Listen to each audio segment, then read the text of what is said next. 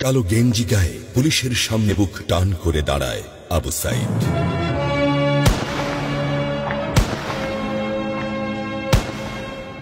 Police তাকে রক্ষা করার বদলে গুলি করে।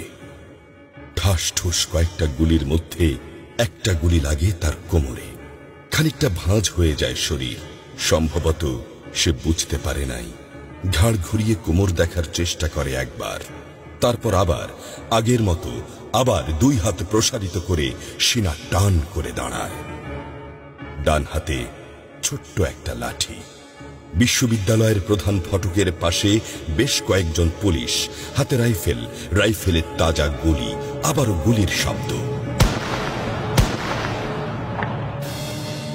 পরে গুলিটা কোথায় লাগলো বোঝা গেল না। তবে আবু সাইদ টলছে। পড়বে পড়বে ভাব, কিন্তু সে সোজা হয়ে দাঁড়ানোর চেষ্টা করছে। গুলি খাওয়ার আগে ফেসবুকে তার শেষ পোস্ট ছিল, যতদিন বেঁচে আছেন মেরুদণ্ড নিয়ে বাঁচুন। সেজন্যই হয়তো গুলি খাওয়ার পরও সোজা হয়ে দাঁড়াতে চাইছিল, কিন্তু পারছিল না। আবু সাইদের মেরুদণ্ড সোজা থাকলেও শরীরটা মাটির দিকে ক্রমশ ঝুলে পড়ছিল। সবুজ জামা পরা বন্ধু এগিয়ে আসে, পুলিশের গুলির ভয় ডর পাশে রেখে আবু সাইদকে ধরে। আরো দু একজন আসে, আবু সাইদকে হাসপাতালে নিতে হবে।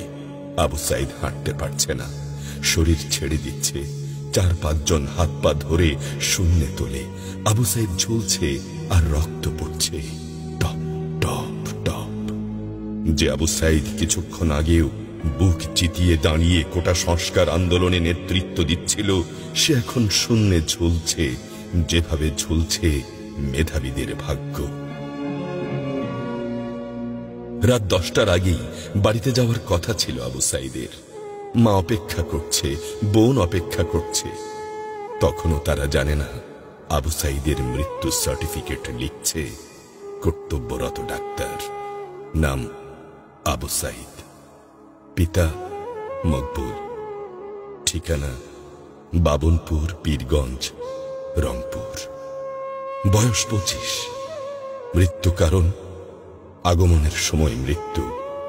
তারিখ 16/7/24, রাত 8টা 5 minute. Serial number 240434, Rangpur medical college হাসপাতাল। পরিবারের একমাত্র শিক্ষিত ছেলেটা খুন হয়ে গেছে। মা যখন জানল দুনিয়া কি আর ঠিক আছে তার কাছে, বিলাপ করে বলে, আমার ছেলেরে চাকরি না দিবি না দে, গুলি করলো কেন? বোন সুমি আর্তনাদ করে বলে, 3টা গুলি কেন আমারে করলো না? আবু সাইদ ফেসবুকে আরো লিখেছিল, যদি আজ শহীদ হই তবে আমার নিথর দেহটা রাজপথে ফেলে রাখবেন। ছাত্র সমাজ যখন বিজয় মিছিল নিয়ে ঘরে ফিরবে, তখন আমাকেও বিজয়ী ঘোষণা করে দাফন করবেন। একজন পরাজিতের লাশ কখনো তার মা বাবা গ্রহণ করবে না।